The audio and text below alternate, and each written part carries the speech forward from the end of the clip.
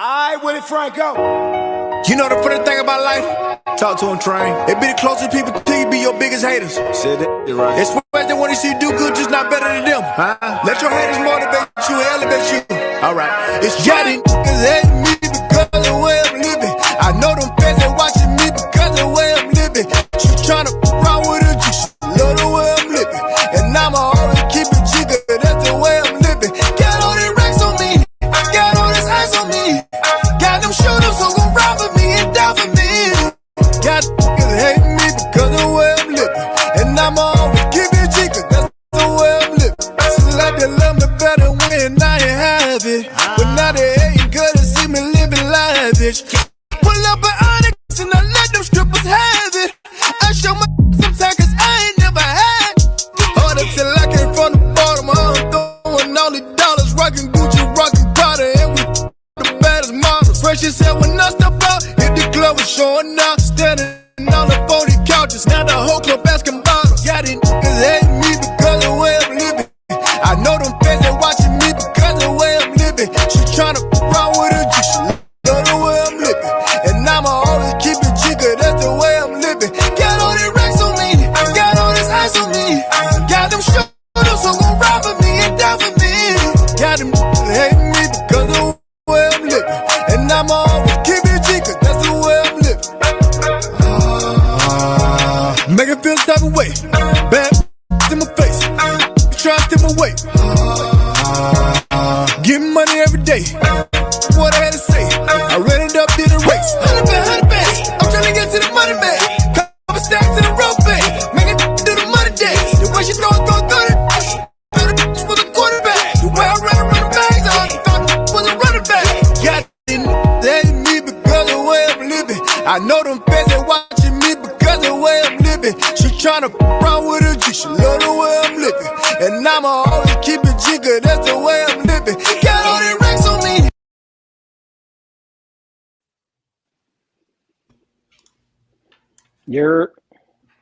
What it do? What it do? What does it do, Dee? What does it do? It do a whole lot. And that's why your DMs look like that. I'm sorry. Let's start over. I want to be better. You're never gonna be better. You hear this guy? And that's why I don't fool with Adrian like that. Like he said that. Bro. He said that effortlessly. It's like he been waiting to get off the fact that I ain't never gonna be. You know what I'm saying? He's Bro, like, no, you say this, I'm gonna do better every episode. I'm gonna do better. Bro. I do. Right. I and don't? you're never. No, you're not gonna do better. Hey, I feel like I do Tiffany. sometimes. It's all good. You know what I'm saying? Do you, Oh babe? my God. Do you? I mean, Y'all stupid. I'm just saying. It is Tuesday. You was in the percussion session? You was in the percussion section? Huh? You got a fresh cut, Wayne? Nah, I'm just someplace different. Fucking petty, yo. Huh? What's he talking about? Petty. You know he ain't got no hair. Well, it You looked still like have- he up though. Like it's Nah, freshly bald. I shave every night in the shower. Every night? Yeah, every night. I don't like stubble. I'm mad like OCD like that. Like I don't like that. You know what I'm saying? I don't like that stubbly nonsense. That's wild. Can't do that. That's why folks be following people. Shots fired. Bow, bow, bow, bow. You know, so when I say I'm gonna be better, right? Does that like are y'all? You know what I'm saying? Like I be wondering. I'm like I wonder if the standards go across the board. Like, are we all trying to be better, or is it just Petty. You're the only one that says that, so I can't even jump on Oh, that. so if I just stop saying it and I act a fool without, all right, see less. It makes sense. We expect I didn't think about that. it from you. You feel me? It is what it is. My guy. You know what I'm saying? I like the background. Where you at? I'm in Delaware now. I got my own spot out here. Okay. How's that transition? DE. You know? Word. You like that transition? You like Yeah, Delaware? You I'm know, cool with I see you don't like pumping your own gas like the rest of the nation. Who? Nah, the rest of the nation does not. New Jersey does not. Jersey doesn't. Right. But I'm saying now you're pumping the gas like the rest of the nation. I mean, I will for now till I find a go around. Like when I go get Mackenzie, I might fill up in Jersey just so I never have to pump gas again. So I go get her again. Come on, man. Like you're not going. You know what I'm saying? Let them people Poverty, live. They yo. need jobs. They need Poverty. job security. Crazy. I wouldn't even know how to act if someone was come up to me trying to pump my gas. You would feel like royalty. Like I've been feeling like the last 2 years. They're like, oh, your gas is pumped, sir. King of Zamunda style. Probably pull the strap out because I'm thinking they trying to rob me. What you talking about? No, that's out here. That's not what I'm used to. You know what I'm saying? I'm not used to that. So somebody rolling up on me like, whoa, you know what I'm saying? Slow your roll. What you trying to do? Yeah, I wouldn't be used to it. You would think that would be a Southern hospitality thing, but it's not hospitable down there. Come on, man. Not at all. Maybe, man. It's not. Come on, man. You know, I didn't let the South got something to say go. You know, do I need to bring y'all fake back? Nice down there? Fake nice. Y'all give a compliment with a whole smile on your face. We not. Y'all give disrespect with a whole smile on your face. if you like it, I love it. That's another way of saying that's trash, and I'm gonna let you do that. That's where that came from. If you like it, I love it. That's a Southern term. You like it? They talking about how Jersey pumped the gas for people. And I said it seemed like that would be a Southern hospitality thing, but it ain't nothing hospitable down here. Hey man, what you really know about the dirty South? Remember that? That song was hard. Anyway, nice, nasty. What? No, no. That's up north. That's out here. Nice, nasty. Now up north is just nasty. Nasty. Nice about they be fake. They be so fake. Not nice. People not be nice. fake. No. People be so. They ain't speaking to you if they don't know you. It ain't nothing sugarcoated about it. Of his all about they calling you sweetie, why that's really nigga undertone nigga. Of here, it's all about what you got, what you can do. You know what I'm saying? It's not even about you as a person. It's about, oh, what do you do? What do you do? That's the first thing people up here ask. You know, sometimes because it's a networking place. I don't like that aspect of it either. To be honest with you, I'm gonna be honest with you. I don't like that. Like, well, what do you do? So to see if you can use me or get me. Right. You know, if I could be a resource for you. I get that. I've seen that. I don't like that necessarily either. But you know, but see in the South, that's different. You see what I'm saying? Because we genuinely just want to see everybody do better. Because they don't do shit, so they ain't got nothing to add to the conversation. Well, I guess. So no. You're right about that. And I tell people that if the people in the South had it, you know, the way especially the black people in the North have it, it would be totally different. You know what I'm saying? Because in the North, like, we don't stick together. You know what I mean? Everybody in their pockets doing their thing. Like in the South, people come together and try to work together for the most part. And so I'm like, yo, if the South had the resources that the North had, hey man, it's crazy. Well, I wouldn't necessarily say that the people in the South come together. The families in the South come together. If you ain't a part of a family, they ain't coming together like that. Well, the reason I can kind of agree. Hold on, what you mean by family? Like your relatives. Man, ain't nobody in the South really coming together like that. My relatives. In the music industry, the South did it first. Like if you notice, like when New York was beefing with each other, the South came together. That's how they sped ahead in the music industry. Everybody was doing music with one another. Nobody was beefing for the most part. Everybody's doing songs with one another. Like it was really like that's how it happened in that mindset. And that's why Fat Joe, DJ, all them cats said, "Yo, I'm following this because they ain't about that BS. I'm trying to get to the bag. I'm going." Well, the Carolinas need to follow suit because they don't. Oh yeah, no, y'all behind. I think once it get lower than the Carolinas, you know what I'm saying. So it's like that loop, you know, that Georgia to Texas, like you know what I'm saying. Like they kind of. Yep. All stick together type thing, you know what I'm saying? Yeah. Work together. I think, the Carolinas kind of late when it comes to the music, unless you. It's crazy because not even the R&B. They don't. No, I'm talking. Well, I was going to say in the '90s, you know, like with the Jodeci's and all of them that came out back then. But like now, it's kind of, I mean, it's not really that many big artists in the Carolinas, you know, for real. They haven't supported them either. All those people had to leave to come back, and they still don't get support here.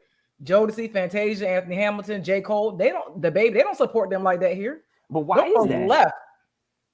Why is that? Believe me, I'm struggling with my artists now. These people are haters out here. It's unbelievable. I've never seen anything like it. Because you're right. I'm trying to think like a Carolina artist that the only one I can think of even semi that I guess they kind of got behind was maybe Petey Pablo. Other than that, And not really. Petey Pablo just made a song saying North Carolina. Right. He was the first, and he was the first to do it. He was the first to do it in a tone that people could get behind. His energy was kind of unmatched at the time, so people really gravitated towards it. So it's like, but the crazy thing is, I didn't even know you said Jodeci came from North Carolina. I didn't know that before you said it. Yeah. And the baby, I knew he's from North Carolina, but for real, it's almost like nobody cares where he's from. Now that he's pop level. He's done songs with some pop people. He's not even really hip hop no more for real. Like he's done some pop tunes. Like he's got on some tracks with some pop guys. Rap. Absolutely hip hop. He's absolutely rap. Yeah, but at the same time, he's on the cusp. And J. Cole for me kind of transcends being a region because of how he presents himself. He doesn't really, But the Carolina, J.I.D. from North Carolina, right? They didn't. Once again, okay, J. Cole too. They didn't, he went to New York and dang.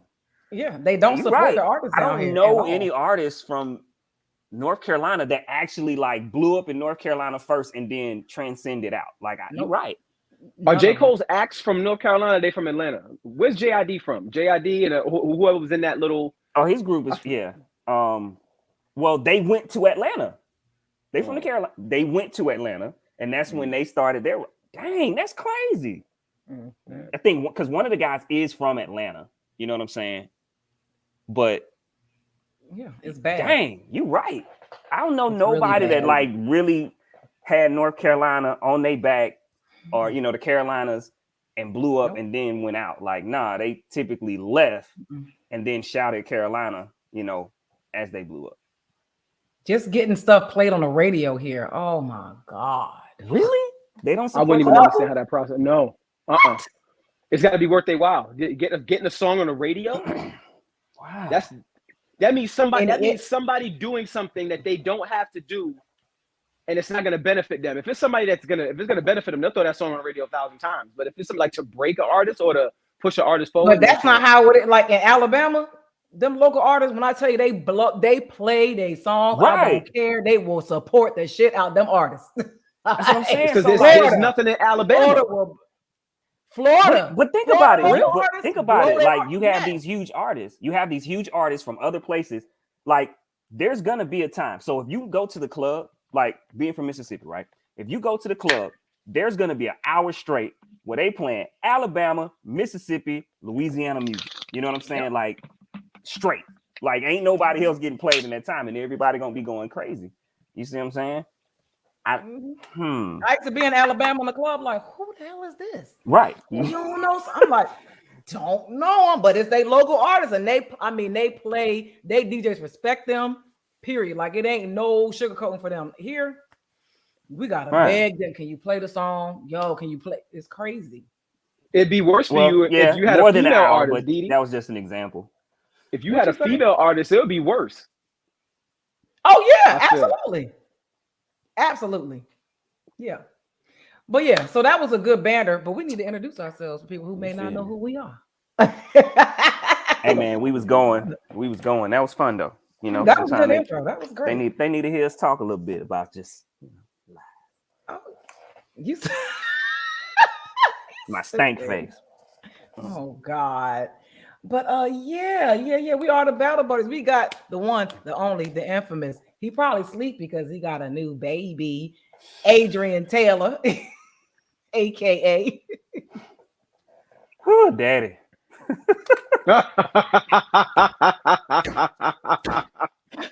AKA Mr. Juicy all day. Ain't nothing changed. And then we got, y'all know we missed our boy last week. Man, ain't nothing like him.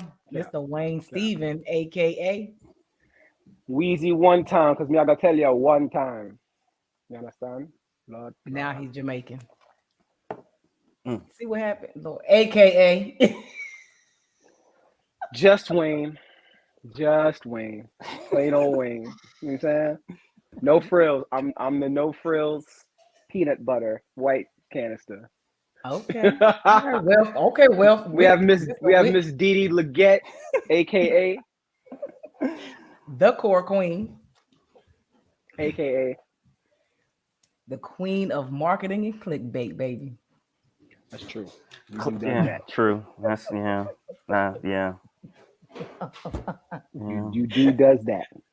Yes. Mhm. Sometimes it get me Off blocked. the bone, Sometimes off the bone, even. Wait!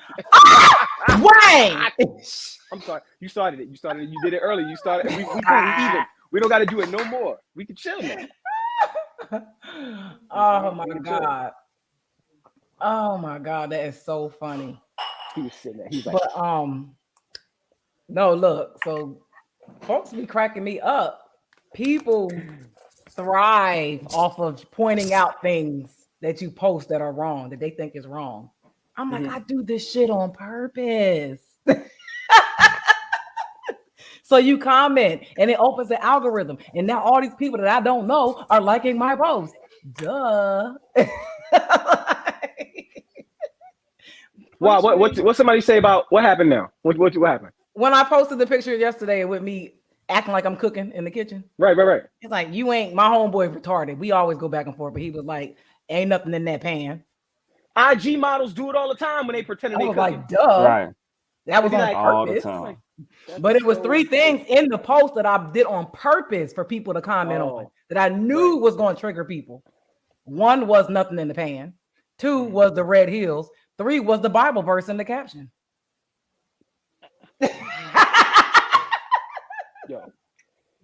Yo, I love that. I love when IG models they be all booty out on a beach talking about Ephesians 12:13. No, it don't. It don't apply. It was a great sand off your butt, Mom. You know. He talking about you out there sauteing air. You a fucking asshole. It was good though. Well, we got some good topics for tonight, y'all. Word. We're gonna start with the reason why this gas that y'all talking about people pumping is so damn high. These clowns. Biden voters stand up. Where are these? Yo, before I'm jumping right down Biden voters' throats, pause. Because where's all this? Like, I know they stopped standing behind him a while ago, but this right here. Go ahead. Where's Trump? Right. Everybody's asking now, right? Everybody want to know where he at, though. He's like, I told you guys what would happen if you didn't vote me in office. You got half a retard in the White House, and now look at things. Oh, everything's going to hell. Now you want daddy, huh? Now you want daddy. Whatever. You ain't lying, Steve. Yeah, I could be a positive as I don't know what. That shit don't reach nobody. I get their ass. Oh, you mean I gotta be Mr. Messy Boots to get something? Never mind. Go ahead. Oh yeah, they love drama. Yeah, this whole what first of all, I'm trying to figure out who is reporting this stuff, because 1 minute they got folks dead over here, next minute they on the bus going back somewhere, they ain't dead, talking about they said F off. How y'all know these people said this stuff? What is y'all talking about? Who's reporting this stuff? I'm confused. This is crazy, but I feel like this is a big deal, first of all, because one of my friends put a whole list of why Russia would want to invade Ukraine, because like they're the second largest country over there, the resources they have, all that other stuff. But for people to be like, this is gonna be World War III, that's a bit much. I don't see it being that proportionate. You know, I see it being kind of it's for that. Like, yeah, it's going to affect the rest of us, like gas prices, and it gives us something to watch and be afraid, because we got people filming from their homes with bombs dropping over their heads. But like, they war over there. They've been warring over there. They gonna war over there. That's how they solve all of their problems over there. There's no diplomacy over there. So what do you think is going to happen in a time of world unrest? It's not even civil unrest. It's world unrest. Everything is top. That was only bound to happen if we read the signs, but we didn't do that. I don't know. If Joe Biden get his dumb ass up there one more time talking about some sanctions, they don't care. They don't care. They don't care. Well, we're just gonna continue to give Ukraine money and resources, but we don't take care of our own. But He said the more other countries get involved, it may be a World War III. What other countries? Because to be honest with you, I haven't paid a lot of attention to it. What other countries are getting involved? Switzerland just came out of their neutral stance and sided with Ukraine. Yeah. Which you got an old lady in Alabama talking about Jesus coming back, like right because Switzerland got off the porch. He been coming back because her ancestors were swinging on the trees, honey. Not blood on the leaves, though. Listen. Not blood on I don't know. Strange. Question, like, and this is just me asking this. I'm just spitballing. Is wars in other countries, that's something like black people really care about? Like, I'm not, you know what I mean? Like, generally speaking, if it does. No, I'm being so serious. I'm asking a serious question. Like, is that something black people genuinely unless their kids are in the military and they getting deployed, probably not. And, were you ever? The vice president said that as of now, they have no plans on deploying troops to the area. So we'll see how long that lasts. Kamala done spoke. Where she was at? Hey man, she spoke on the hustle. Chamomile with hand crack and L'Oreal. Right. I was shocked. I was shocked she even did the interview with them. Right. Goodbye. She said chamomile. I'm sick of them. Everybody, throw it all away. That's your president. That's your vice president. What you mean you sick of her? That's you voted for her. No, I was definitely not for her. All the black people she locked up. No, sir, I was not. See, now this nobody her ever talked about that. The president ain't no better. But my bad. He was the lesser of the two evils at the time. I wrote in my candidate. She wasn't even on the ballot. It's true. Yeah, no, he's right about that. But at the same time, it's like, how much longer are we going to try to play both sides against the middle? Because you can't tell me that if I actually went back and did my history, that at some point we weren't trying to side with Russia and glad hand with them, and like we just get in and out of bed so many times that I truly forget. No, chamomile, no ma'am, with your white husband. Her husband white? Sorry. Yes, he is. I didn't hear nothing about that. I swear I didn't. There are pictures everywhere. Like everywhere. That's not what I Google. That's not in my country. We know what you Google. Right. What I Google? What I Google? Come on, let's get it because we about to skip this topic anyway. What I Google? Playoff penis. Why am I Googling penises? Because that's where you got the name from. Because you Googled. Say less. I didn't. That was right off the mouth. I was off the dome. Wait, white. You got a fresh baldy. Who you trying to impress? Nobody. Not a person. I shave every night in the shower. Y'all look at y'all. Yeah. I'm not doing this with y'all. That's fact, Steve. We try to please our ally. Yup, man. Let me say yes. Listen, after being at war for 20 plus years for some bullshit, I don't know what to say. After sitting in a tent in Afghanistan for 6 months for nothing, I have nothing. Nothing. I don't know. It's stupid. Like you said, that's what they do. He said, "Why penis?" I'm just saying. That's like trying to make somebody believe a different religion. That's literally what they believe. You can't stop them.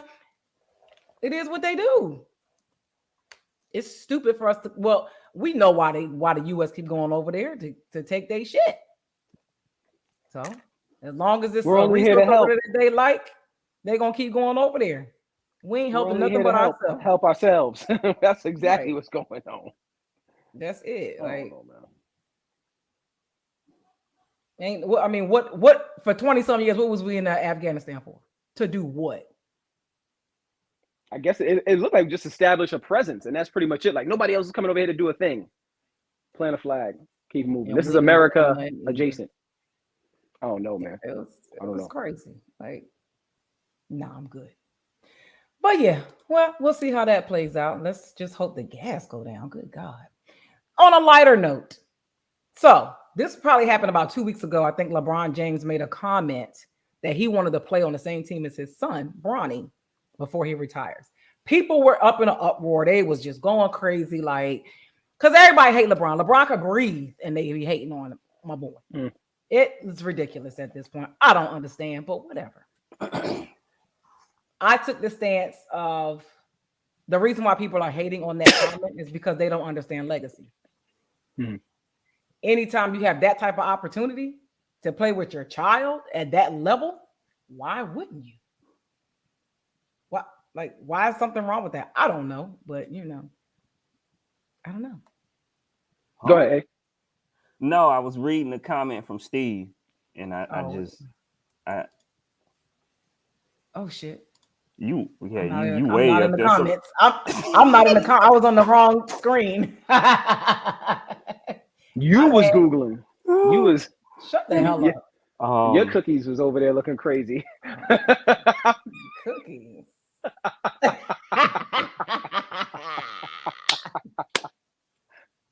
So I was into y'all chat visually. What you mean? Yeah, that's what I was like. What you mean? But he deserves to play with some. Well, here's the thing. Don't do him like I think people was hating on it because of the Jedi mind trick involved, because he's assuming, and I'm only going off what I've seen visually, he's assuming that his son is even good enough to play on an NBA level. So it's almost like he's Jedi mind tricking the powers that be to put his son in draft position so that he can play with him. It's kind of presumptuous to assume that a team would even pick him up, because I mean, he's gonna make it. He's gonna make it. Have you watched highlights? Have you watched a lot of highlights? No, I've actually watched the games. I really don't find him to be that. But what's wrong with his dad being presumptuous about that? You know he's an underclassman. White people do this all the time. See, this is the same thing they did to LeVar Ball. LeVar Ball. The same thing. I got behind LeVar Ball 1000% though. But to me, LeVar Ball's sons, actually all three of them, to me, were better than Bronny. Like LaMelo, I knew LaMelo was going to be. Now LaMelo, I knew he was that guy. Like watching him, I mean, well, especially on the offensive side of the board, he was that guy. Like he was crazy. But LeBron, his son is he a sophomore or a junior? Sophomore, either way, he's one of the star guys on the team. I think in his class, he's top 20. He's top 20 as far as his class, as far as prospects. So yeah, he's gonna make it. You know what I'm saying? It's a lot of trash in the NBA. He's gonna make it. Now, will he be like a LaMelo, or you know what I'm saying? Will he be the star of the team? I'm not sure of that, but he's gonna make it. He's definitely gonna make it. Yeah, because I mean, it's not like he said, and then my son's gonna start for this team. Like he just said he wants the son to get in so he can be on the side. I respect it, but people hate LeBron because some people, and as far as the hate goes, people feel like he's the most celebrated underachiever. Now he's accomplished some. I've heard it said he's accomplished some things.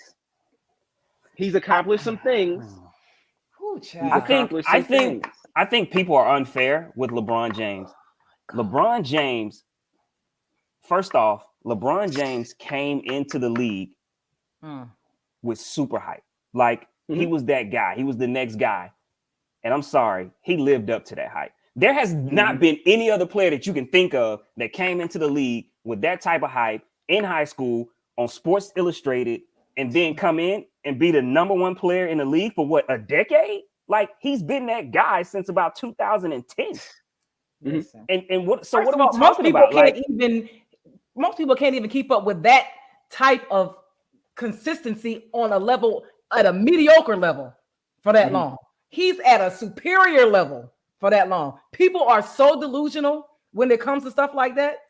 It's ridiculous. I feel like people are just so hell-bent on comparing him to Jordan. And it's like, you know what I'm saying? It's two different players, two different eras. And it's like he's trying to live up to Jordan. And it's like, once he leaves, I think people are going to really realize how great LeBron was. Yeah. Because the boy is crazy. He's crazy. And look at the circumstance that he came from and had to overcome to even get there. Mm-hmm. People and then look at the family structure that he's built on top of that. The stuff that he's done, like people do not give this man enough credit for who he is in history. And they go and look back and realize this dude really did some shit. But you know, everybody too worried about what Jordan did to really embrace the greatness. And Jordan, and that's the craziest part of it all, is that Michael Jordan, I don't even want to say it. Please say it. Say it. The impact that he's had, the negative impact that he's had on Black people is so ridiculous. And people praise him, and it makes zero sense. It makes none. Mm-hmm. But that's what I always say. That's that post-traumatic slave disorder. Because it's unreal that people praise Michael Jordan at the level they praise him. And then Mike don't even mess with us for real. Mike do not even mess with us for real. At all. He really don't. Like that Chameleonaire story threw me off. Like, but I mean, but there's so many stories like that with, you know, dealing with Michael Jordan. Like, I know a guy, my good brother, he worked, you know, for Charlotte, for the Hornets. And he said the way Jordan was sometimes, like, even with the ticket holders, season ticket holders, he would have to, you know, they would have to tell him like, yo, you got to scale it back. Because Jordan, one of those, like, okay, you know, you have your season ticket holders, you know, front rowers, they come in talking noise like, yeah, Jordan, you see me? Yeah, I'm busting, you know, because they would have like, you know, games for the season ticket holders to come in and play. Jordan be there and like somebody talking trash to Jordan, he's like, I bet you 1,000 you can't beat me. Like, like that intense. Like, I bet you 1,000. What's up? Let's get it. Like, yo, you can't do that to the people. Like, let them get off their little talk. Right. You know what I'm saying? These are people, they paying to be here. Like, yo, it's like, yeah, he intense. Like Jordan is intense and still is intense. Yeah. But I mean, we see it, we've heard about it, even watch it. Like Jordan is intense. Like, look at his Hall of Fame speech. I was like, yo. Nobody, and that's funny, nobody talked about it. Like this dude basically talked about in his Hall of Fame speech anybody that he felt did him any type of wrong, anybody that looked over him, slept over him. Like he going back to junior high school, like 30 years ago. You like Jordan, like you still holding on to that? Bro, let it go. You're supposed to be talking about the people you thankful for. Right. Like Yeah, and I still feel like he got his dad killed, low key. I still feel like that. I felt like that when it happened. I know that's nobody likes to discuss that aspect because it's like kind of like conspiracy theory style, but like when I was that age and James Jordan died and I heard about his gambling and the Russians and all this other stuff, I'm like, Drina. Drina, it ain't Mardi Gras over here. We ain't got nothing to celebrate up here. Okay. Right. Okay. We hey, they don't even talk about it up here, Drina.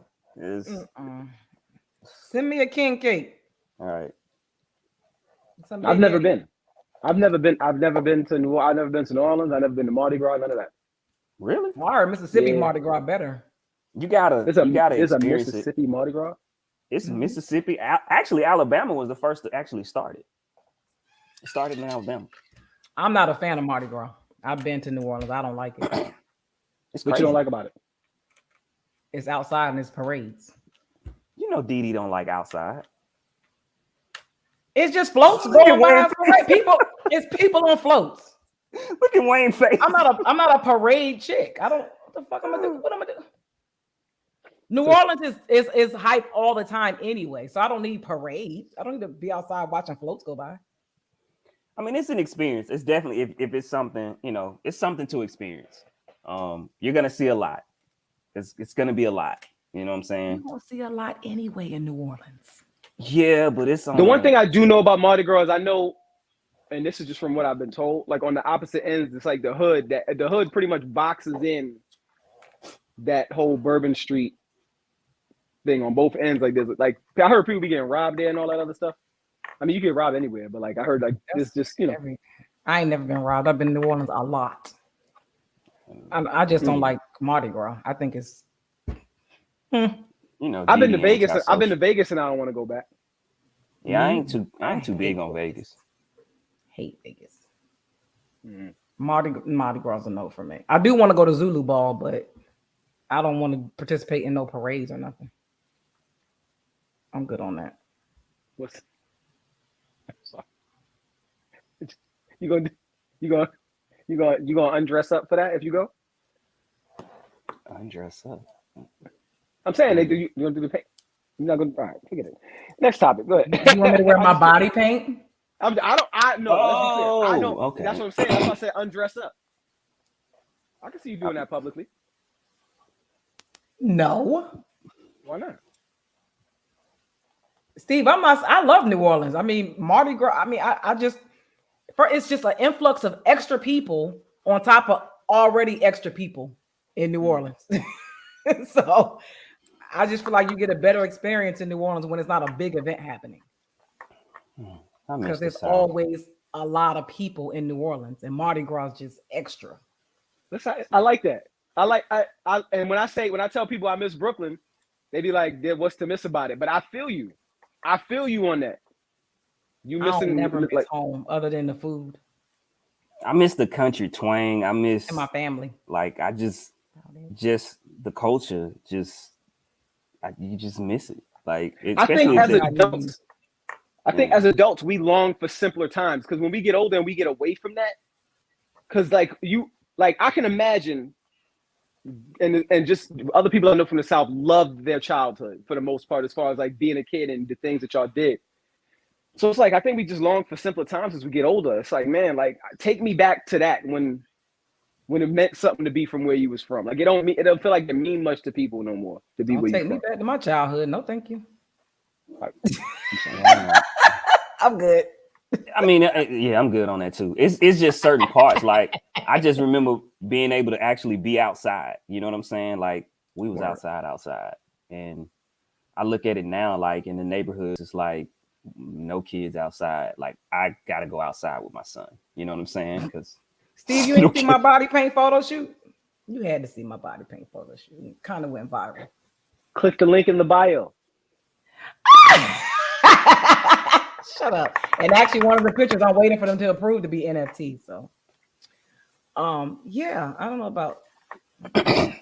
Oh yeah, we was talking about LeBron and his son. Okay, but we're gonna move to the next topic. No, wait. In closing, I would love to see that just for the culture. Like that is amazing feat to accomplish. And y'all need to put some respect on LeBron's name. No, he's definitely one of he's athletically, literally top 5 athlete of all time. Athlete, his body is literally like a temple for real. Like he's sick. For him to be the age that he is and look the way that he does, none of these other dudes in their prime that everybody praises comes even remotely close. The only person who I feel got better with time physically outside of his knees, because that ice on the bench knees was bad, was Kobe. That's it. Well, thanks for that closing, Wayne. We appreciate it. Pastor. R.I.P. Bean. Nobody cares. All right. So this next topic, y'all know I'd be doing some research, right? And so this clip got sent to me about this guy who I don't think most women like in general, but this particular topic he was talking about made the women shut up and listen. And they kind of had to bite their tongues because he was speaking facts. And it was a topic about women, black women, pretty much saying that they choose the wrong men, or the men that they choose ain't shit. You know, that same old BS excuse for the men that they choose. And he made a comment and said that there are 2 times as many black women with children than black men.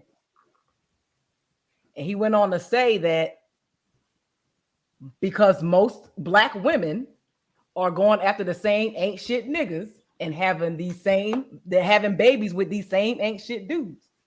So the same, let's just say you got 5 dudes in the hood. They all got babies by 20 women. Because these 20 women are chasing these same 5 dudes. And they know they ain't shit. They've proven it. For instance, Future. He gave this example. Future just commented Valentine's Day was rough for him because he had to balance all these different women and what he had to give for all these different women. Everybody know Future got 1 million kids, but he still got all these different women chasing after him. So if black women have 2 times the amount of kids as black men, how do we keep saying that black men are the problem? How does a black man have children? I'm just trying to the word. Maybe the wording is messing with me. I'm just because the same group of 4 or 5 men are impregnating the 20, 30 women. You can't say that all black men are bad when only 4 or 5 of them impregnating 30 of y'all. Okay. You 30 hoes know these niggas ain't shit. Pick 10 or 15 other dudes that's good. Stop picking the same 4 or 5 ain't shit niggas and saying all niggas ain't shit. It's because they want them to step up at the end of the day. And why would you keep picking the same 4 or 5 right. people who have shown you that they ain't going to step up? Right. Right. Go ahead. My fault. Hey man, that's facts. I'm with Didi on that one. Like, you know what I'm saying? Typically, when you think about it, it's repeat offenders.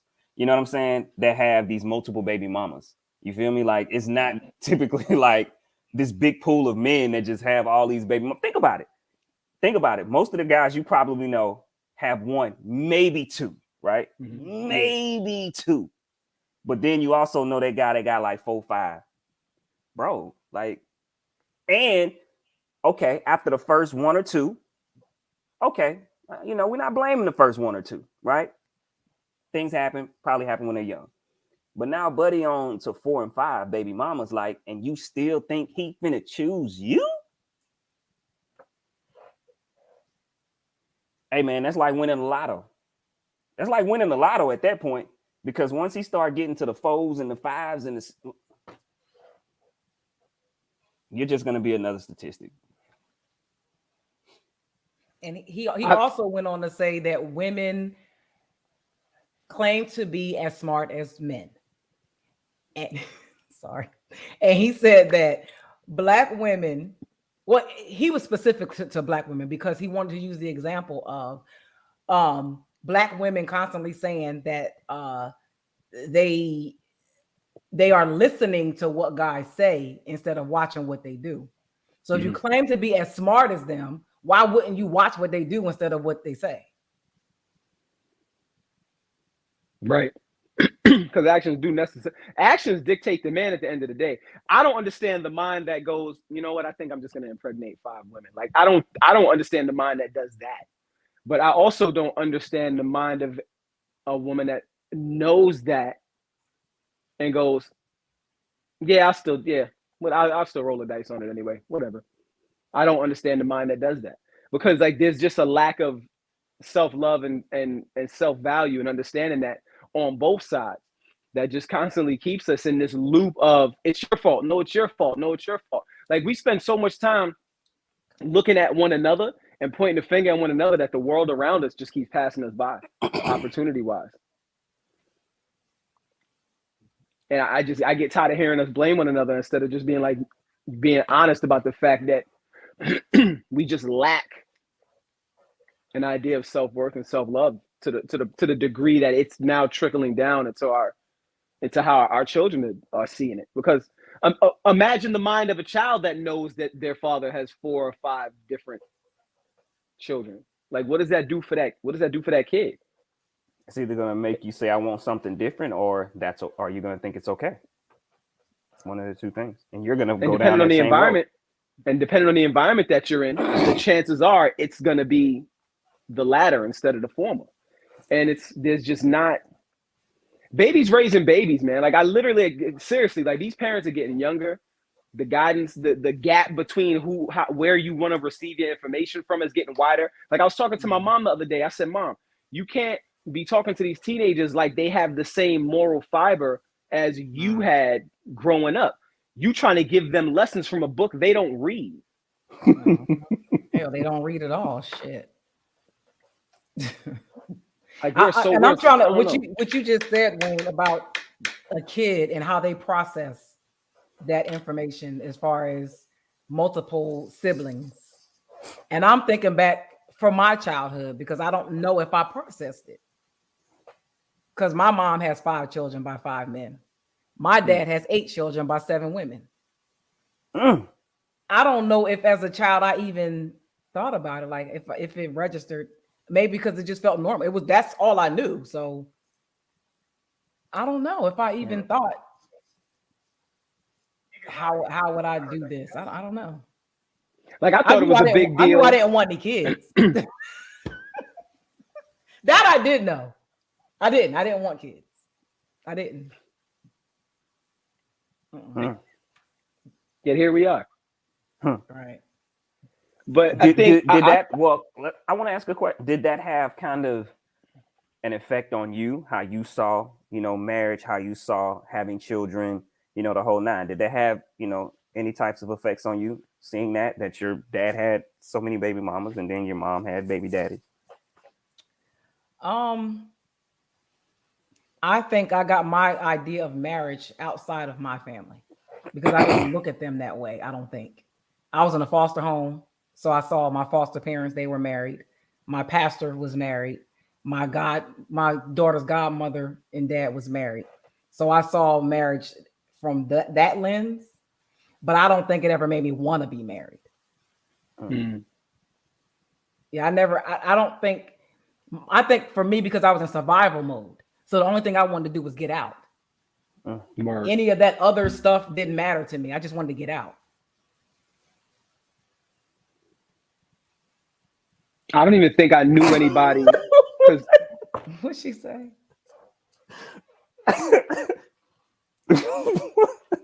Oh my God, Drina! Well, what if there was you tipsy over there? What if there was no intention on pulling out in the first place? You didn't ask us if that was the game plan. Nobody drew it up. I looked at the playbook. Pull out was not on there. Pull out. Oh, did we go over what Usher say? Slipped up, slipped in. Hey man, what the hell you doing? That's how that second one of mine got here. Lord help. Pull out. What did we go over that play, coach? Nah. and guys are so stupid, right? Guys, oh my God, guys can be so stupid. They'll go in raw, thinking like, oh, well, if she let me go in raw, she must be on the pill. How? Oh, she didn't tell me to pull out, so she must be. No logic. Right. And no, because I talk to guys and it's like, wow. Oh, yeah, I'm good. I went in raw. She ain't say nothing. So I figured she on the pill. She ain't tell me to make sure to pull out. So I know she got to be on the pill. Hell with asking.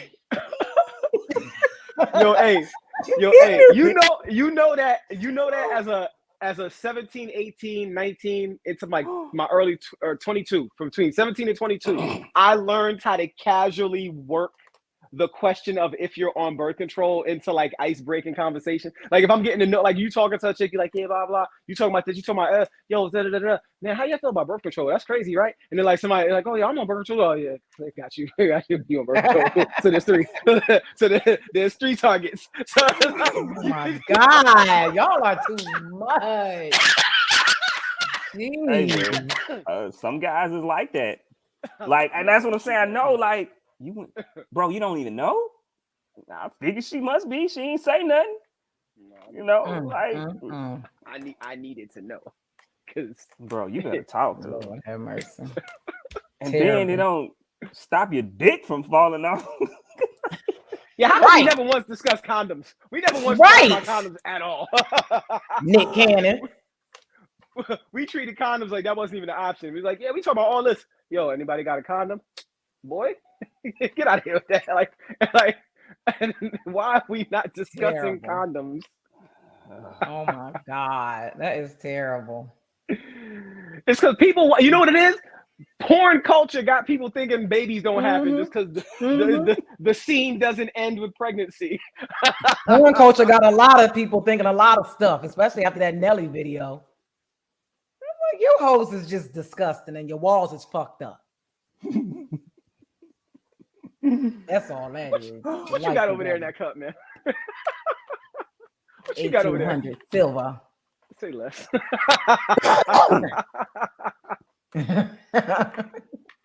Look. But wait, So listen. I gotta tell y'all. Women don't want 13. Never mind. Go ahead. What did you say? I like my stuff to be together. I've been preserved for a long time, and it's gonna stay that way. Understood. And, The Kegel Cougar. Okay.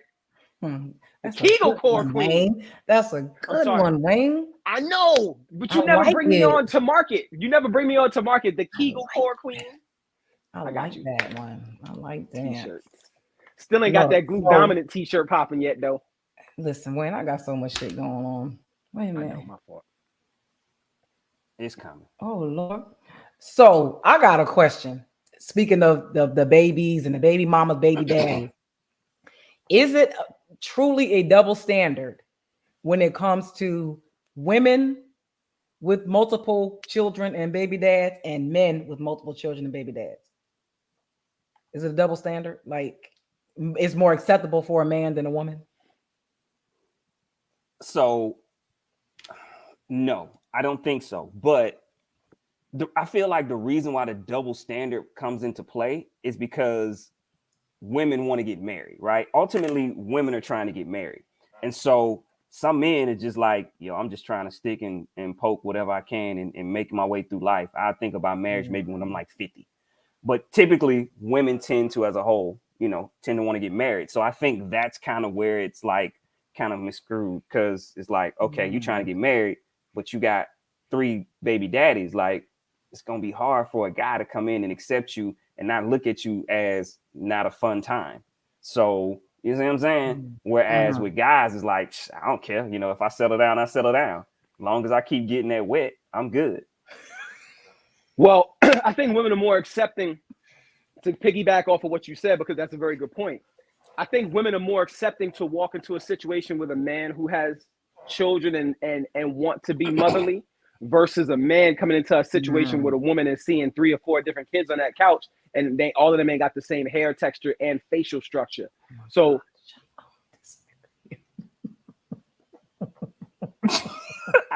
I don't understand. Who y'all only brothers through her? I feel attacked because my children don't have the same hair texture. But there's only 2 of them. There's only 2 of them, though. And they're 13 years apart. There's only 2 of them. It's not like you, because if I walk into a house, if I walk into a house and I see 4 kids on the couch and they're all like kind of closely related in age, like it goes like step down, 8, 6, 4, 2, and all of them look different. And I'm like, who kids these? Oh, these mine. Oh, word. You do the math, 9 months, 6-month recovery. You know what I'm saying? But I think a man, not 6 months, it's 6 weeks, Adrian, it's 6 weeks. Oh my God. 6 weeks, brother. Anyway, I know. 6 weeks. Yeah. Anyway, stay focused, Wayne. So a man is going to come in and be like, nah. Whereas a woman will see an opportunity to be a mother to a child. You see what I'm saying? Like, and that's just y'all heart. And I love a woman's heart, but like for women who have that kind of heart, not all possess it. But it's not that it's a double standard. It's just a perspective thing. It's just a perspective. Women. Because I watched this show called The Pineapple Show. Shout out to Melly. And it's a dating podcast. So she brings on women. She advertised them throughout the week, showed their picture, whatever. And then men call in. They get on the screen, all 3 of them at the same time, and they get to ask each other questions to see if they're interested in each other. So the one chick, gorgeous. So she had a line of men waiting to talk to her. But the guy that she liked the most, the first guy that came on, amazing guy, handsome, well put together, well dressed, nice job, everything, no kids, great guy. Halfway through the conversation, He's excited. He ready to jump in a DM, go on a date, the whole nine. Then she said, well, I do have 3 kids by 2 different dads. He was like,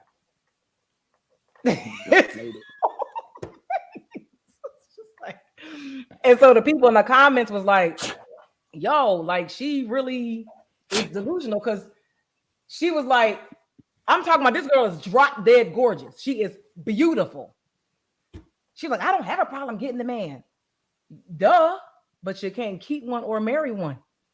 Yeah, they want to sleep with you, but they ain't staying. And guess how old the youngest child was? Oh, 8 months. 7 months. I knew it. Girl, You would have won. You would have won Showcase Showdown. Better go sit down somewhere and take care of that baby. Let it get 3 years old before you get out there. They asked her, why aren't you and the last child's father together? She said, because he told me that I was lazy. I'm not lazy. That's not good.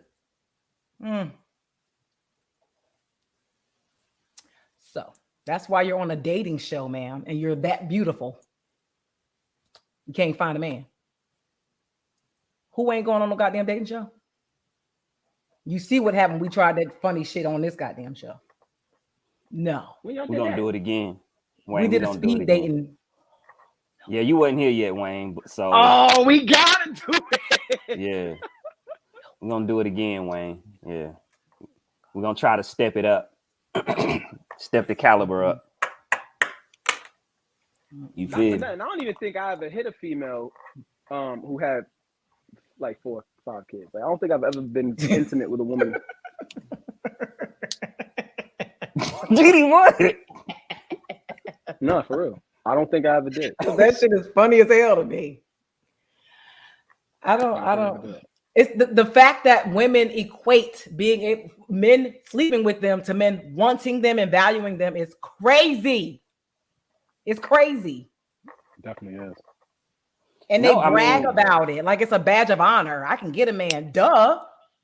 So can every hoe on the host roll. Ooh. Yuck. The old people in the nursing home fucking. What do you mean? They are?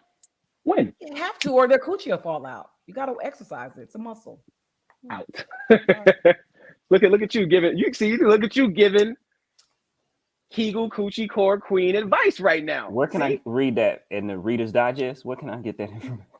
You can Google it. Google it. Okay. That's why they have to have sex toys and stuff to exercise it down there.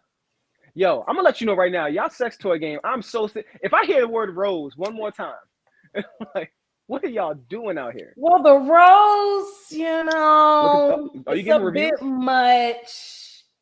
Probably don't want to use that. It'll desensitize it down there. It's a little too much. I prefer real tongue. Now, one of my homegirls told me that. She was like, she's like vibrators and like things that like jostle you, you know, aren't necessarily good. Like, it's actually better to go manual if you're gonna do anything. Yeah. Just give me the man's tongue. Sorry. Next topic. Look.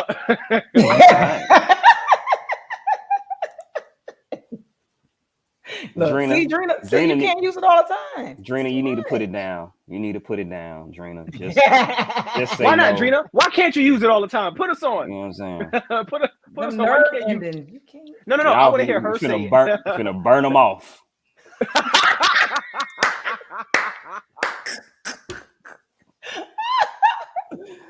Oh my God.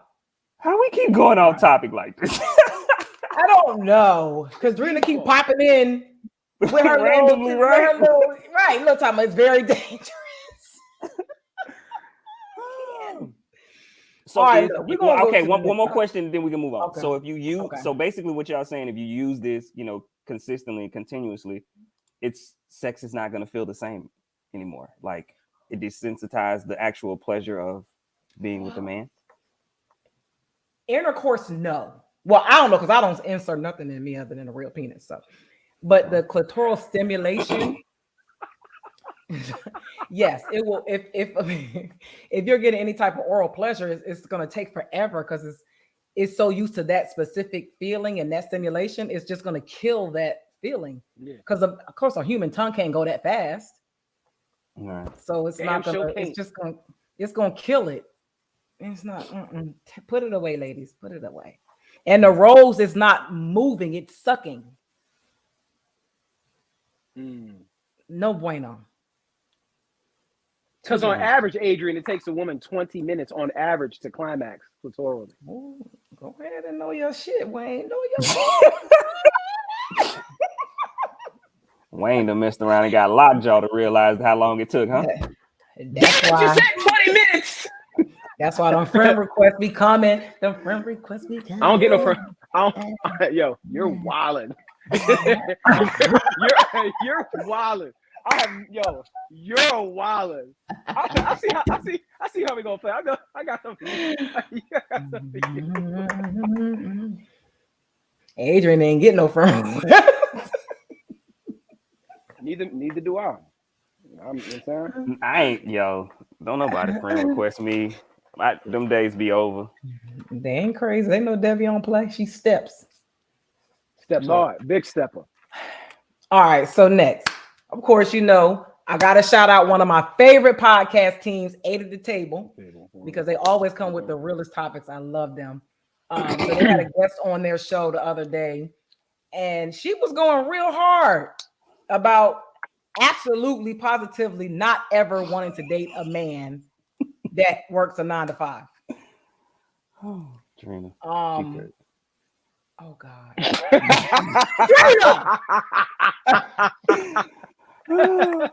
You ain't lying, Drina. You ain't lying. Oh yes, man. Lord, that'd be cool. Child. If a real person could do that. You talking about, Lord. hey, I know you in there. Fucking flashlight, baby. What did it say? Why you acting weird? Why you acting weird with me? Right. Why you being weird to me? Rena, step away from the Mardi Gras juice, okay? Oh my goodness, y'all are bugging tonight. Anyway, go ahead. What you saying? What is wrong with a man working a 9 to 5? Like, is there some misconception that men that are entrepreneurs work less? They make more money? I think that's it. I think people think that entrepreneurs typically make more money than someone that's working a 9 to 5. In some cases, of course, that's true, right? But in a lot of cases, that's not true, especially depending on what it is that you do. You know what I'm saying? Because everyone that's an entrepreneur isn't making 6 figures, right? So it does look sexy and it sounds sexy. I'm my own boss, because we've come into that age, right? So it's like, oh, he's his own boss. He owns his own thing, but he makes $50,000 a year, right? So, you know what I mean? It just, 15 hours a day. Right. So I think that some people, they probably need to step it up and say, no, I need you. Basically, you just need to say, I need you to make this, because she was like, I need you to take trips when you want to take trips. Right. Well, just because you own your own business don't mean you can take trips when you want to take trips. You know what I'm saying? It's people that work a 9 to 5 that take trips when they want to take trips, So yeah, I don't know. That's And it's people that work 9 to 5 that's making a lot of money. Right. Right. Like, I don't know. It's social media once again. It's social media strikes again with making people think that entrepreneurs make all this money off the rip. Like, as soon as you start a business, you can be making 6 figures right away. You're gonna make $1 million next year selling lashes. Like, they really have skewed people's ideas of what an entrepreneur really is and what an actual viable, successful business is. Like, no, that ain't it. You ain't gonna make no money off that in like 3-5 years. You're gonna be broke. You better use that 9 to 5 to leverage the money for this business and stop playing. Nah, seriously. But seriously. Because like at the end of the day, I don't think, and and if we're talking about double standards, we can honestly lean into that, because I don't think it would be ill if men were like, if let's say we doing a little dating pool thing or whatever the case, and a woman comes to us and she's like, oh, I only make 45,000, and we was like, ew. You make 45,000? But I don't have any kids. Oh, wait, that doesn't matter. You make $45,000. Shawty, you better go ahead. You better go ahead. Like, but I mean, it's that because we can't live in that space where we let everybody else dictate. Because we're letting a lot of people dictate who deserves our love based on what it can do for us. And if that's what you're basing it off of, it's never going to be the love you want anyways. It's like, I need a man that's his own boss who doesn't love you. Because you're never going to be enough. You're never going to be enough if that's what you're basing it off of. You're going in, I need him to be this materially, liquid. I need this. You're never going to be enough because if he's making that, you're not even on his list of priorities. And that's what they don't even know what they're asking for. They see these shiny things, but they don't know what this chick had to do to get it and what she has to put up with. Put up with. That's it. Put up with. Yeah, like I'm not like you. Give me the 9 to 5. You coming home every night? Coming home at 5 I ain't got to worry about you up in no bitches that face all the time. They don't know what they look. They looking at these celebrities and all these rappers' girlfriends and whoever else they think is doing some big shit and getting all these cars and jewelry. And do you know how many other bitches he bought that? And she just got to sit over there and take it. Because that's what she signed up for. No, thank you.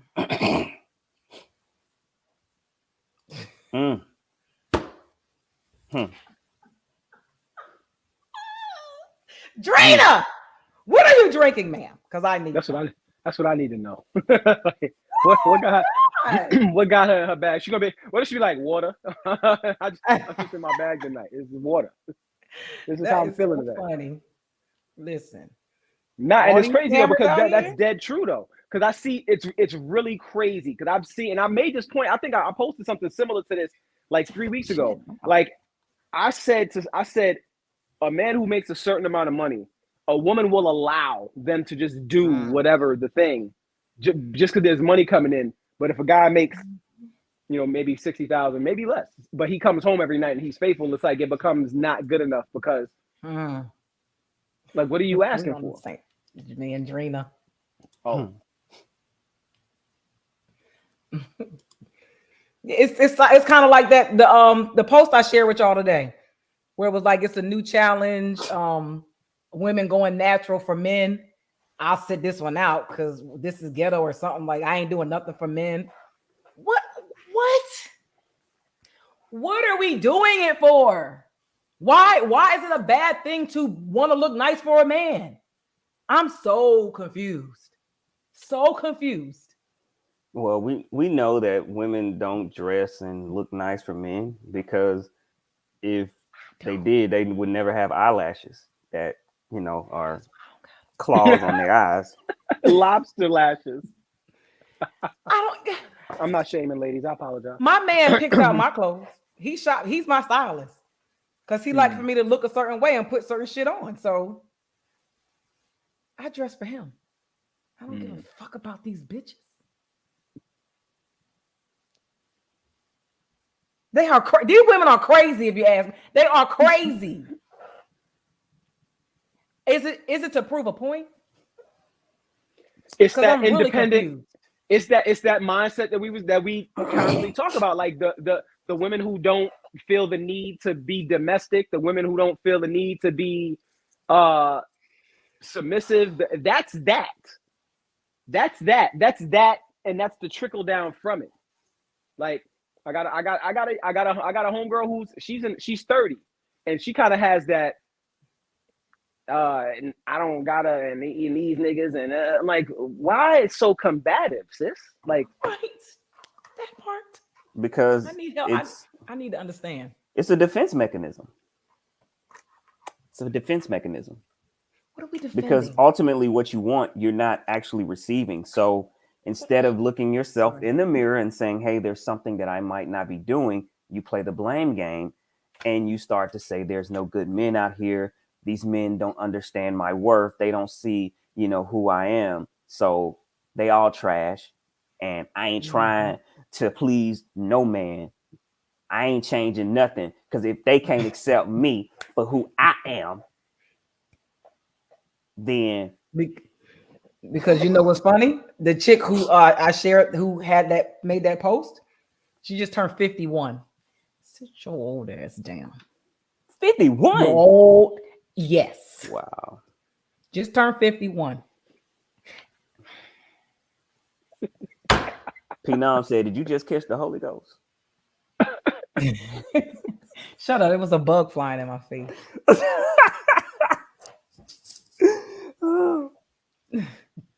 Yeah, then the comments, because the guy was asking us, he asked a very legitimate question. Let me hold on, because I was really just confused and why they were so upset. It's man hating. What you mean? Why? That's called man hating.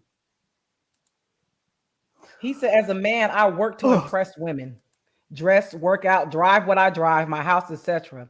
Men admit we do things to impress women. Question: why do our women feel it's beneath them to do anything to impress a man? Like, if you want a husband, why are you against doing anything men like? I'm glad he said our women, because I was going to make that point. Because I don't feel like women of other cultures do that. I don't feel like they're as combative against doing a thing to pull a man. No. You want to know what the 51-year-old responded and said? She said, the better question is, which man? There are millions of opinions, from thick to fit, tall to short, weed to natural, kids to no kids, makeup, no makeup, and 100 other variations. Wouldn't it make more sense to focus on yourself, and the one man for you will be attracted? That's why you're 51 and single. I don't get it. I don't get it. Phenom, any platform I can get on and tell these hoes to shut up and sit down, I will be more than willing. We don't need a man. We just have a sisterhood. Black girl power. And they don't even like your ass.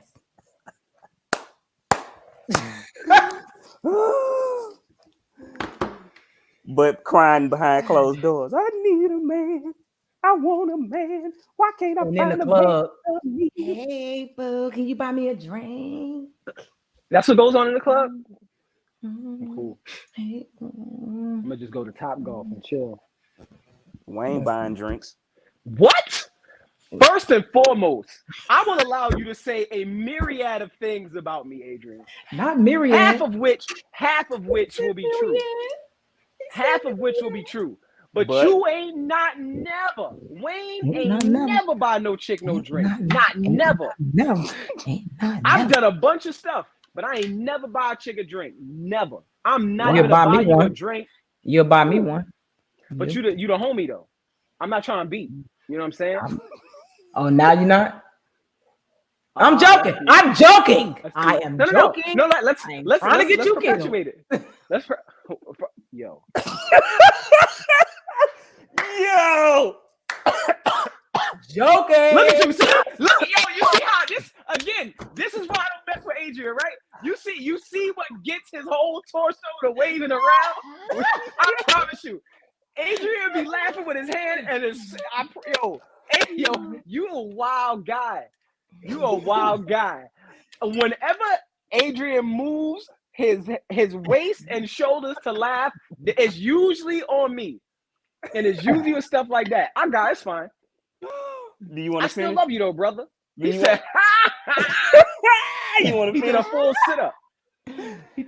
I was back here chilling too. I was in a good, comfortable position. You gonna finish? You gonna say, Wayne? Huh? What was you gonna say? I don't even remember. You done got me all messed up. But no, I don't buy drinks. I would buy you a drink because I'm not trying to hit. I never bought no chick, no drink to beat. I don't try to impress chicks by buying them stuff. That's never my style. I'm from Brooklyn. Respect my handle. So you only buy drinks. So men only buy drinks if they want to hit? That's the icebreaker to try to beat. That appears to be a nice guy. Why? Because nice guys don't get respect. Yeah, that's not what women want. That's not true. In the club, you want a nice guy in the club. If you want guys a nice are guy, nice all the time, and they buy a drink and they leave. They don't even never come back. They Yeah. just wanted to buy you a drink. I've I had bought a several drink. guys just buy me a drink, say you look nice, and never come back. Nah, man. I've done that. I've bought women drinks I and haven't. didn't ask for their number. Just, hey, how you doing? You know, got their name and, you know, I got you. And gave them a drink. All right, have a nice night. Enjoy your night. And keep it pushing. I've had that happen several times. I wasn't trying to holler or nothing. And if a guy buys me a drink and they keep hounding me, I give them their money back. Because you're not about to sit over here and harass me all night. Over no Just 'cause you $10, bought me a little $15 seven drink. Seagram 7 and 7. Get your ass up out of here.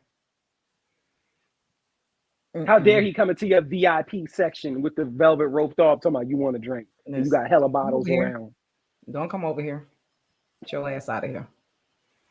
All right, y'all. Y'all want to go to the next question? Oh, since we're talking about men buying drinks, it's a great segue. Play Ron Brow's pop champagne. Not pop drinks. If you're on a date, Wayne, Oh, yeah. and it's Wayne. a horrible date, Yeah, they what just you going gonna horrible. Y'all at dinner, and the bill come. Should you have to pay for the whole bill?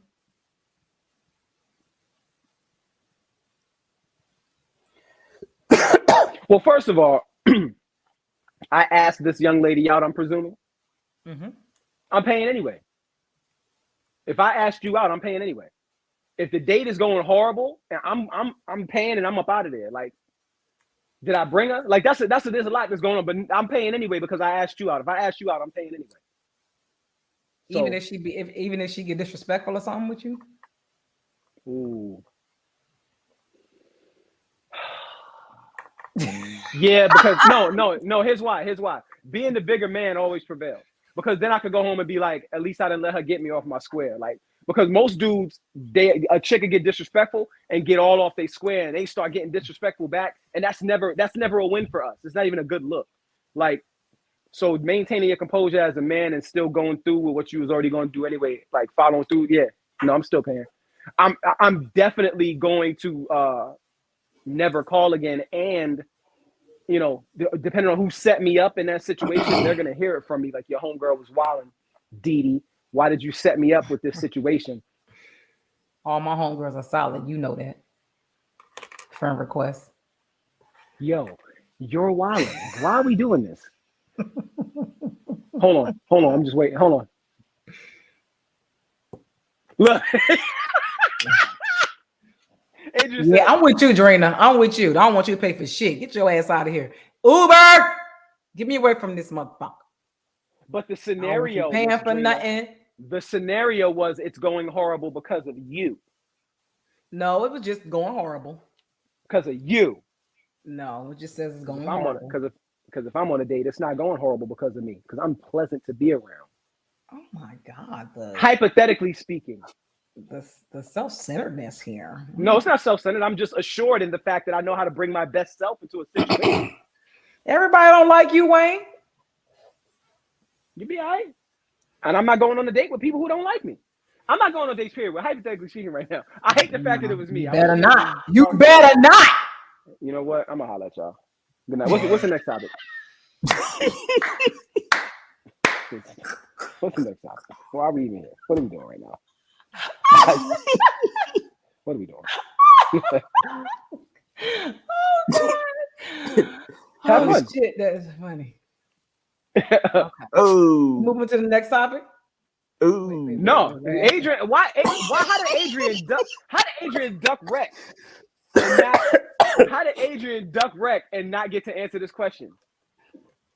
I'm going to like that comment. Matter of fact, I'm going to love it. I'm gonna heart it. Adrian, you're an idiot. Adrian, what's your answer for the damn topic? Would you pay? Yeah, I'm gonna take the L. Yeah, I'm gonna pay, take the L, block her, delete the number, wish her a happy life, hope somebody take her out on a date ever again in her life, all that. But that sounds like it's happened to you before. Yeah, you remember? I told a story about this. Oh when yeah, the date about was the trash, and I thought I was on hell date. Mm-hmm. And we talking like, I think I spent about $400 that night. Oh, child. Yeah. Look at Wayne face. Worst date, I had to eat it. Because I was like you, Wayne. Like, bro, she ordered 8 glasses of wine, my guy. 8 glasses of bro. I could have bought a bottle. Wait a minute. Yo, I don't. Y'all no, I don't want to get into it. Like, I don't want to relive this again. Who orders 8 glasses of wine on a day? That is so disrespectful. Extremely disrespectful. Oh, God. Extremely.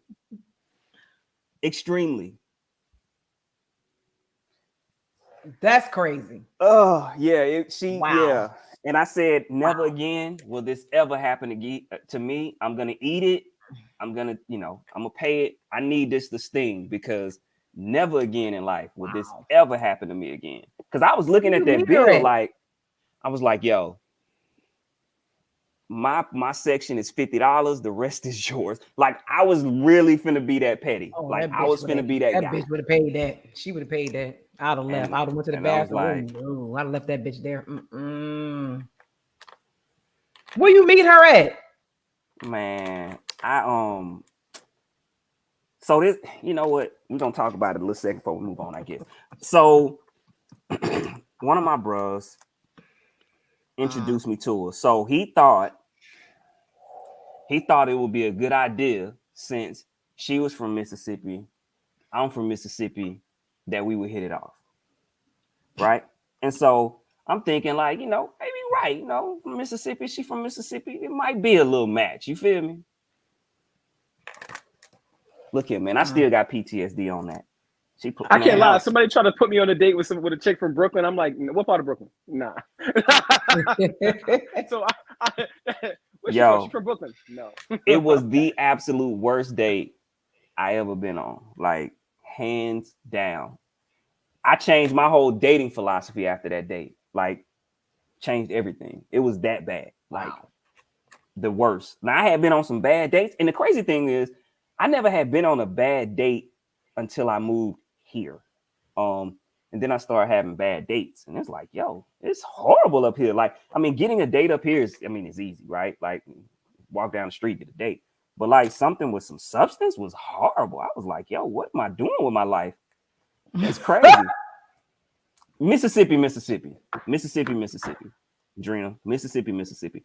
I think she was from Macomb. Maybe she was from Macomb, I think. Mississippi. So Mississippi. You gotta be real bold to order 8 glasses of wine. She was drunk. Of course, she was drunk. She was trying to kiss on me and everything. Yeah, you better be glad I don't hit women. Knock you out. That's bold. I ain't even that bold. Yo, this is the first date. This was the first date. Glasses of wine. First date. See? First date. Kept. And I usually offer to pay, so especially if I'm drinking like that. But I want to be drunk on the first date. That's weird. That's what I'm saying. Who does this? That's crazy. It's like, yo, she was trying to max out. She was trying to make sure the end of the night ended correctly. Bro, I did not want to. I was so turned off. Like, see what that playoff P was like. That's what I'm saying. She was trying to get her mind right. I was like, nah.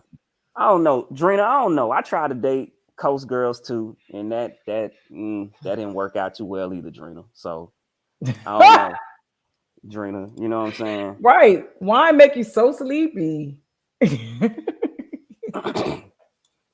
Me and Mississippi didn't get along when it came to dating either. That is insane. Yo, I really like drunk women. There's nothing nice about. I can't stand that. Like that has always been a turn off for me. Like, don't be drunk around me. Like I don't like. Like don't. Like I used to be bad. Jeez. Yuck, yo. I'm glad I changed my life. I've only been drunk a couple times in my life. Yeah, that's it. I guess one time was at my house. I haven't been drunk since. I think the last time I was actually drunk, I was maybe like 24, 25. Like, yeah. I don't get drunk. Drunk a lot. I'm trying to think when the last time I was drunk. It's been a while. And I can drink, but I don't. Yeah, I don't it's been a prefer while it. since I don't prefer it. Like if I'm, you know what I mean? Like if I'm out and I'm having a good time, like I'm already in the flow of things. I don't mind getting a little, but I don't get like I be chilling when I'm drunk. I don't get out of sorts. Like I just still like to have my wits about me because you never know what's gonna happen throughout the night. But I don't know. Like I don't like disrespect though. That's nah. Mm-mm. I'm cool. So, Dee? yes. No, I was handing the ball to you. I was. Oh, okay. We ready for the last topic for the night? Yeah. So, it has been brought to my attention that most mothers are not really good moms. They're self-proclaimed good moms. Huh. But what makes them a good mom? Is it because they cook and they clean? Kind of sounds the same way as they think they're a good woman, right? Because they cook and they clean for their man. Have they asked their kids, are they a good mom? That's like, I think that's the ultimate goal is for your kids to say you're a good mom. But what makes a mom a good mom? Because she pushed you out and had you. No, she had no choice. She had to come. You got to come out. But I mean, that's You gotta come out. no, that's what I'm saying. Like, I feel like for mothers, the bar, when it comes to that, like, a bar is low. Like, even if you had a bad mom, most people are not going to say they had a bad mom as quick as they would say they had a bad dad. You know what I'm saying? The I bar agree. is totally And that's why I kind of use that correlation of I'm a good woman because I cook and clean. So I must be a good mom because I cook and clean. Mm. No. Your ass got to eat too. You want your shit clean too. So just because your kids happen to be there don't mean that you're a good mom just because you do that. No. I gotta let Adrian go first because I'm gonna have way too much to say about this because it's crazy. I was literally having this conversation about that because you're right. That standard, like the margin of what it takes to be a bad father, it's a quicker turnaround, and it's a less forgiving plus minus. You know what I'm saying? Like, okay, so boom. He said I'm gonna let Adrian go first, and then he went. That's because I really got PTSD over this. I got PTSD. It's fine. Go ahead, brother. No, man, go ahead. I gotta shoot. You got it. You got it. No, because I'm gonna go in. I'm cool. You in your flow. I'm gonna let you flow. You got it. No, I can pick the flow back up. No. You got it. I'm not gonna talk, and it's gonna look dumb. Watch. What are we doing? Oh my God. Bro, you want to talk? Go ahead. It's cool. Bro, I just shot on the last question. Like, I have PTSD from the dating, bro. I pretty much talk. Go ahead, man. So I'm gonna say my mom did the best she could, given the circumstances, given her personal circumstances. But the fact that I even have to preface with that lets you know that the margin is wide, because we can never say, especially in our community, we could never say my mom didn't do a good job. My mom housed me. My mom didn't raise me. I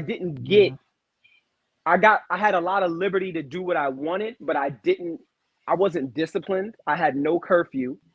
I was for the most part, I got away with things that I shouldn't have got away with. And there's a particular moment in my mind that I'm not going to shame my mom and put it out there like that. I'll tell y'all after. But there's that, what I did that night should have definitely been corrected differently, and it wasn't. And it kind of let me know that I could just do what I want as long as I'm not messy. But on the flip side of that, if right now, if I didn't contribute, $500 a month from where I'm sitting to the household that I was ejected from, I would be considered a bad dad because I'm not taking care of my responsibilities. You know what I'm saying? And when I was in the home, the fact that, There were things that didn't take place, like we, might have struggled financially or whatever. And I'm still in the moment. I'm still doing what I can to supplement my income by doing overtime, extra shifts, whatever. It still wasn't good enough. But on the flip side, nobody was looking at anybody else to fix the problem. So it's like, it's a very strange thing. Like, what is a good dad? That's a better question. What is a good dad? I'm present. I give wisdom. I give love. I have self-control. I pour into my child. I poured into the woman I was married to. Is that a good dad? Is that a good? A good dad is ask your child. I say ask your kids, especially when they get older, when they are free to speak freely. They will tell you if you were a good parent or not. I don't know if they will. So, I mean, some will. I think it all depends on the relationship that you have. I don't know if they would still be honest, because there's that situation that we typically don't want to say anything bad about the person that gave birth to us. And I feel like when it comes to moms, even if they weren't as good as they could have been, we tend to lean on that, where she had us, and we're blessed that she had us. But to really dig deep, I think that's not. And so I can have this conversation a little bit, because I actually had this, somewhat, and I think I kind of alluded to this a little bit, but I'm like, I didn't feel protected by my mom. I felt like my mom gave up on me. I'm the youngest child, and I always felt like I was a mistake. I felt like, it was them. So I didn't have the same upbringing as my siblings that's older than me. They grew up, it probably would explain a lot to you guys why I'd be like, family, what's that? I don't care about family. They kind of grew up more as a family, where I kind of grew up as a loner, kind of to myself, kind of with my friends. And so, when it comes to that, that conversation is like, I felt like you could have been there for me a little bit more. I feel like, we definitely needed to have conversations. I didn't have that type of bond. I guess as that father mother, situation that people talk about, or that being your first love, typically. And I say that because, like, even my son, right? He's like, yeah, when I get older, I'm marrying mommy. No, that's my wife. But he has, you know what I'm saying? But he has that love for his mom. Like, that's my mommy. I love my mommy. I'm gonna marry my mom. So you can see it. Whereas, like, I didn't have that. And so, yeah, I think that it's tough, but it took me a while. Like, look how old I am, having that conversation. It's not like I would have had that conversation at, 21, 22, 23, but I think that we tend to give mothers a pass, by them just giving us, like what you said, Didi, cooking and cleaning and having us. First of all, and I say this with all my heart, and I hope you hear it in my tone. I want to thank you so much for being that transparent, because a lot of times we're not, right? We come on here, we hand out the funnies, and we get serious sometimes, but very rarely do we get this deep. And and the reason I'm approaching it like this is because what you said, my brother feels that. He feels as though my mom gave up on him. So there's a lot of salt and acid in his voice when he talks about my mom. And he says that and my mom has told me he said things to her that I'm kind of like, I had to check him about. But on the flip, I had to truly understand where it was coming from. Like, he was not given the opportunity to flourish because he reminded her of my dad. Whereas, like, I was my mom's first love. Like, I was a mistake. She had me by accident. I made them have Eric. You know what I'm saying? So with that, it's kind of like I've always felt protective over him. So I didn't want him to get too far off into feeling like a loner, because he feels very outside. Whereas, like, with me, I don't. I feel very included. And I feel very loved by all the women in my mom's generation, because I was kind of coddled in that sense. And with that, it's like the past of it all. It's like if I take a step back and I'm like, Mom, you were wrong in that. Your mindset about how this goes is kind of messed up.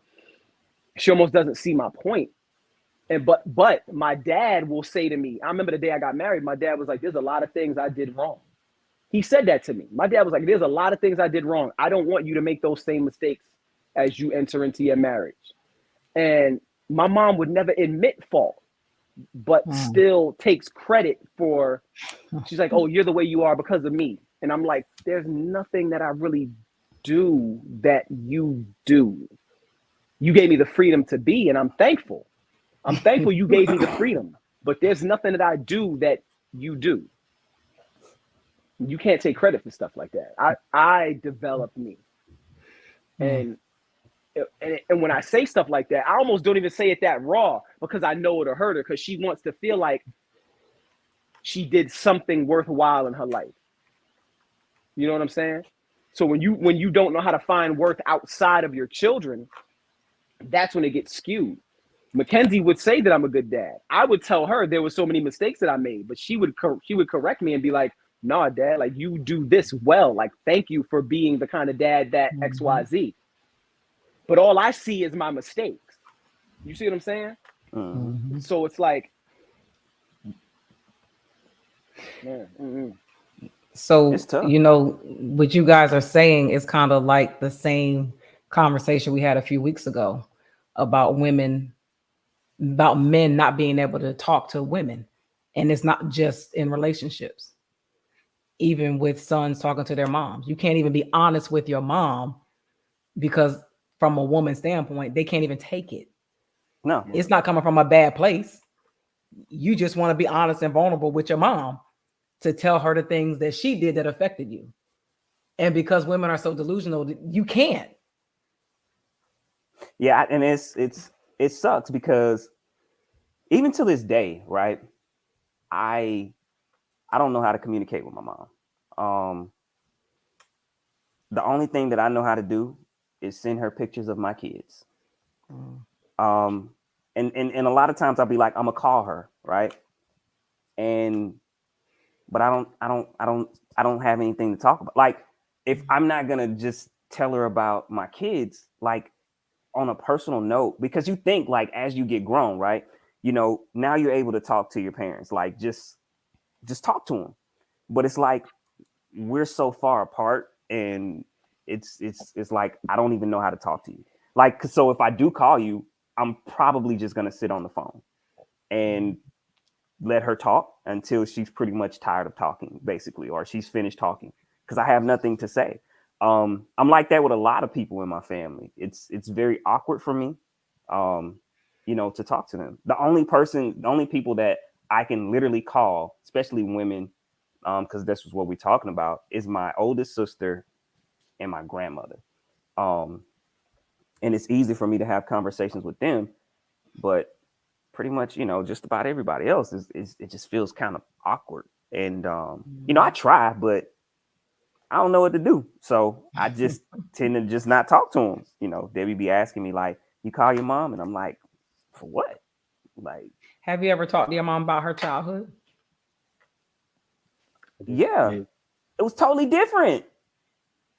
My mom grew up in a 2-parent household, you know, where my grandfather is very respected, highly respected in the community, you know, and, you know, in church, everything, took care of his family, because my mom has, you know, it's a total of 7 of them, you know, was there, took care of all of them, you know what I mean? So, you know, it was kind of shocking for me, you know, to see my mom with someone like my dad, you know, come from a broken home, you know, come from someone with multiple baby fathers, mother with multiple baby fathers, you know, where you come from, you know, married, solid foundation, you know, family, highly respected family. Like, to put it in perspective, like, if people know that I'm my mom's son, because of my, it's like, oh, you a Price boy,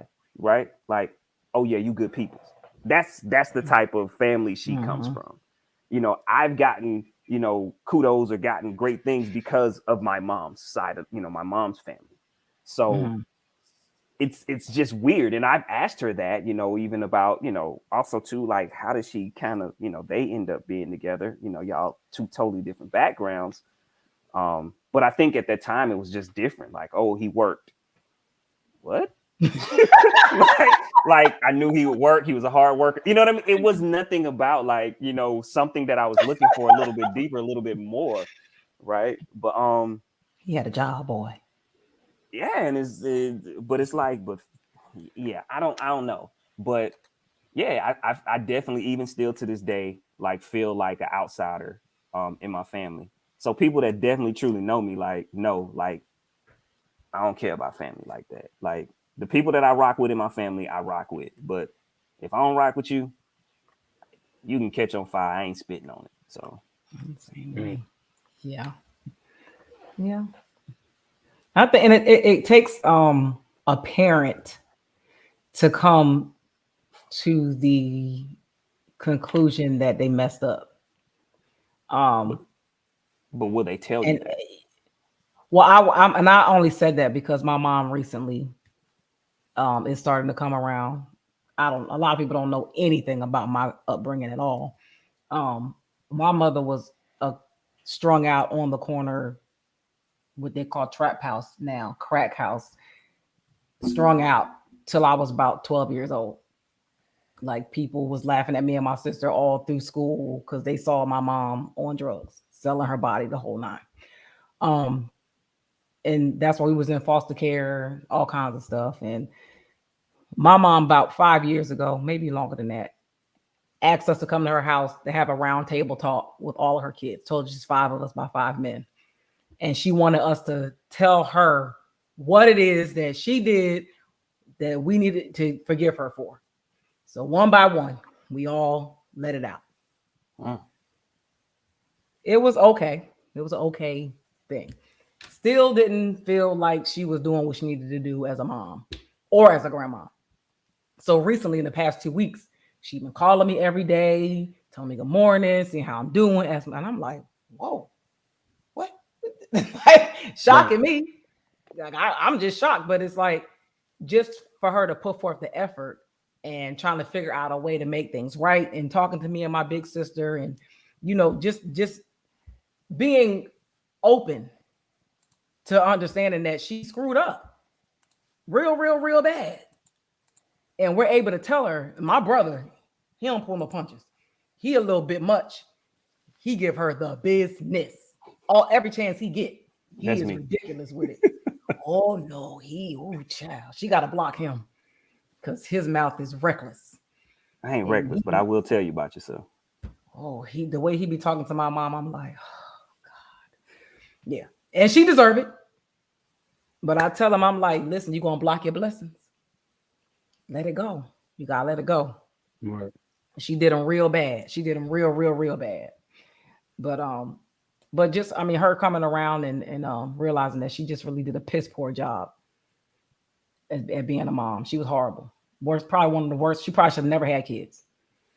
But now she's trying to fix it. So, but yeah. But so there's hope. There is hope.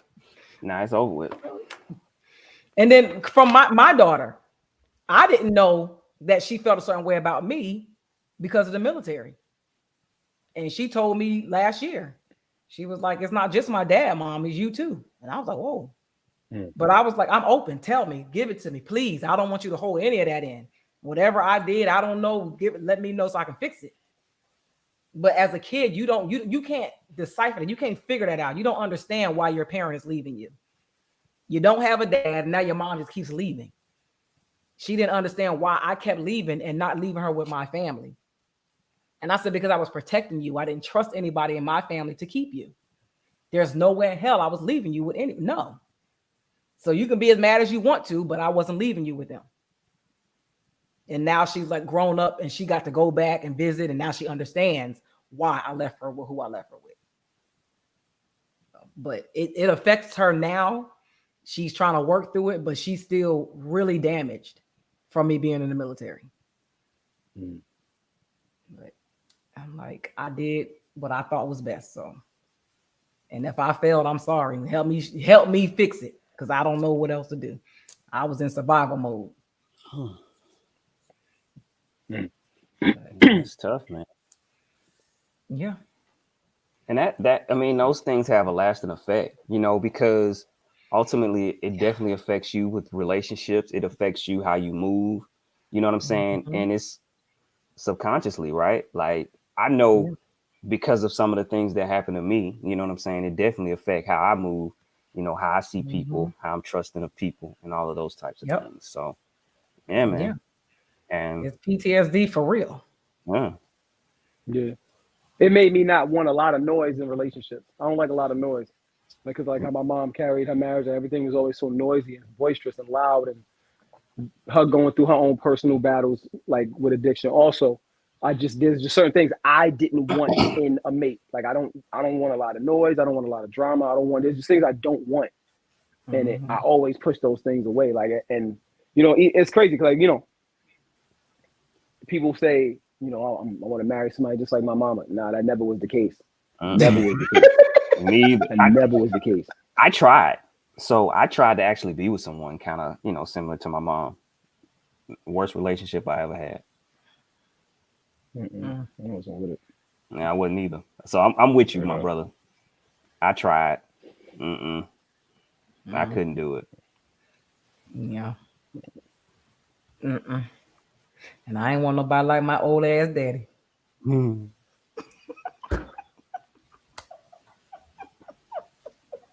Epiphany.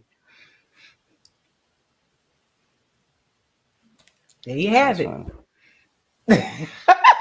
No, right? We usually don't end on no low notes like this. Like, it's not low. That was high right there.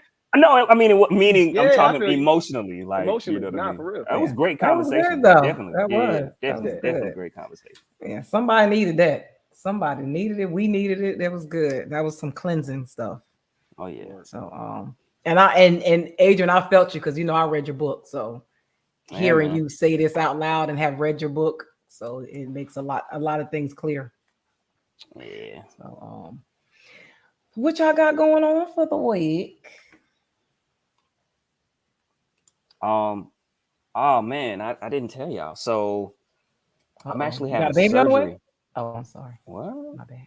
What'd you say? 6 weeks. Go ahead. You got a baby on the way? Oh, he's like 3 months now. We good. That's what I'm saying.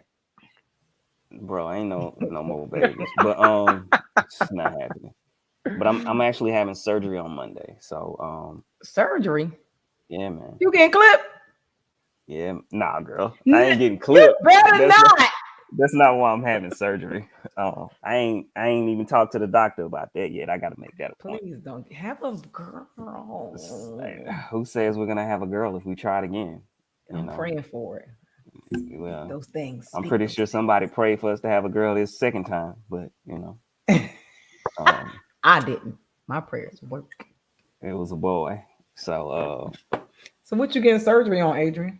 So my sinuses and polyps and everything in here, so they gotta go in and scrape them. Do that. So I get that done on Monday. So I don't even know. I'm probably not gonna be on here next Tuesday because I'm pretty sure my nose is gonna be bloodied up. So yeah. We don't need to see that. Yeah, you don't need to see all that. So Wayne, can you hold it down? For sure. Oh, so yeah, man, that's what I got. So yeah, that's how I'll be doing. Getting prep for that. I gotta go to my pre-op and everything. And so yeah, Monday I go have surgery. Okay, well, we definitely be praying for you. Yeah, man. Appreciate it. Stop snorting that cocaine. You ain't gotta get all this stuff done. Hey, man. I'm too legit to quit, man. I just watched the Rick James doc too. Anyway. Oh my God. What you got going on for the week, Wayne Ski? Nothing, man. Just what I'm saying, just putting this crib together and just like embracing the fact that it's me. I finished with the with the curriculum. Now I got to get it digitized. I'm putting it out there, like seeing who returns with the best product. And outside of that, just like I said, just really developing what my life is going to look like going forward, being a solo act. So, you know what I'm saying? Like it's a lot of growing. It's a lot of growing involved right now, and I'm just thankful for it all. That's what I'm talking about. New chapters, new shit.